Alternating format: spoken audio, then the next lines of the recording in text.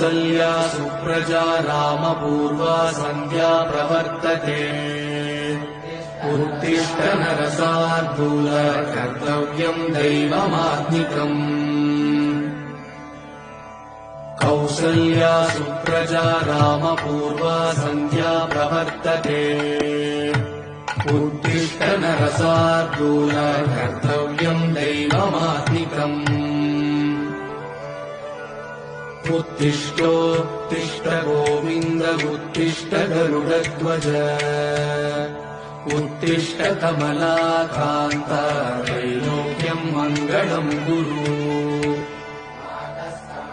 मातः समस्त जगताम् मधुकैटभारे